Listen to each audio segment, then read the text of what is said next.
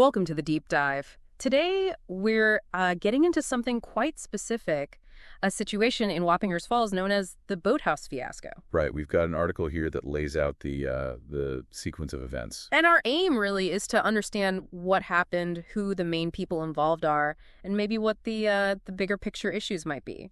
We want to cut through any noise and focus on the core story presented in our source. Exactly. It sounds like local politics, but often these specific incidents, they shine a light on broader themes of governance, communication, or miscommunication. Okay, so let's unpack the details. The article really puts two individuals front and center. First, there's Ryan, described as a young village trustee. The description is, well, pretty pointed. More nerve than sense. Yeah, and enthusiasm of a student council president and the judgment of a middle school gossip. That's quite the characterization. And certainly paints a picture, doesn't it? Yeah. Sort of suggests someone perhaps eager, maybe a bit overzealous, but potentially lacking the necessary grounding or fact-checking habits. It makes you wonder about, how people end up in these roles sometimes. Does enthusiasm trump experience or judgment?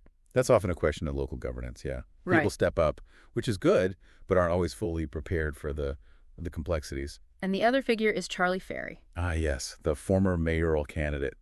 The article pairs him with Ryan as one of the village's most exhausting pairs. Strong words. Very. He ran for mayor, didn't win, and then, according to the article, did a complete 180, started calling for the village to be dissolved. That's a pretty dramatic shift from wanting to lead it or save it to wanting to dismantle it. What does that kind of reversal suggest to you? Well, it could be profound disillusionment, I suppose, or maybe a more calculated reaction to losing power. It raises questions about whether the initial campaign was purely about civic duty or if personal ambition was the main driver. That kind of volatility isn't helpful. Definitely not. So the flashpoint, this Boathouse Fiasco, it seems to start when Ryan goes to Charlie. Right. Ryan tells Charlie about a village employee using the boathouse. And this seems absolutely critical, he leaves out the fact that the employee had permission, explicit permission. That omission is, well, it's everything, isn't it? It completely changes the nature of the information. It really does. Does that sound like an honest mistake or something else? It's hard to say definitively from just this, but it immediately makes you question the motive. Was it carelessness, or was it perhaps intended to provoke a reaction? Passing on incomplete information like that is rarely harmless. And it certainly provoked a reaction from Charlie. The article describes him showing up at the boathouse. Red-faced, puffed up, and sweating righteousness. Quite the image. He confronts the employee, demands she leave. She apparently tells him she has authorization. And his response, according to the article, "Too bad, I'm in charge." Even though, as the article points out, he wasn't actually in charge of anything there. No. That suggests a real disconnect, a misunderstanding, or maybe a willful disregard of his actual authority versus what he perhaps feels his authority should be. It sounds like an ego-driven response. And when the employee didn't comply, because she had permission, He called the police. A former mayoral candidate escalating things to involve law enforcement over a situation based on faulty information he received. The irony is pretty thick there, yes. It shows perhaps poor judgment, an inability to de-escalate, or maybe even a willingness to weaponize official channels for what seems like a personal spat or misunderstanding. Okay, let's circle back to Ryan for a second.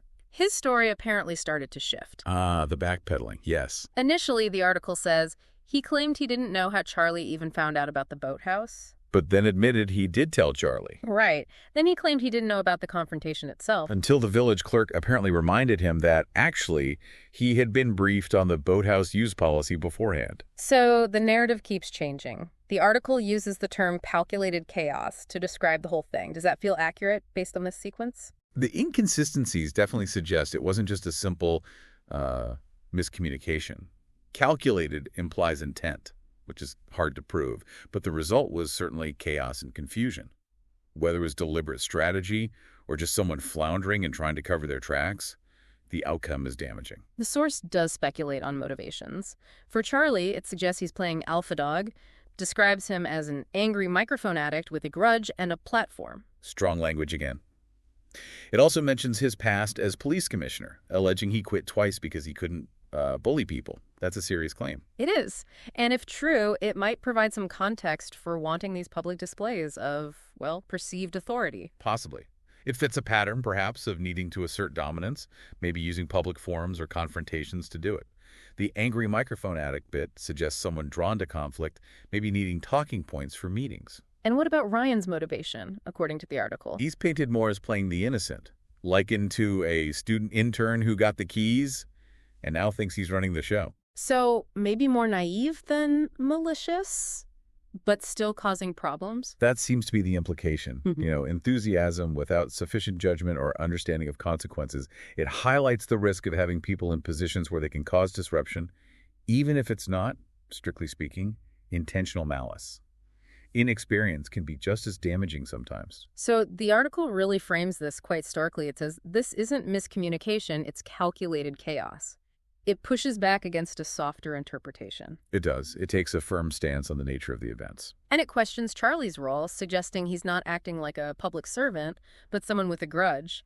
And then it asks, almost exasperatedly, why are we still talking about this? Which implies the whole thing has become a bit of a sideshow, maybe distracting from more important village business. It points towards a potential dysfunction in the local government environment. A breakdown, perhaps?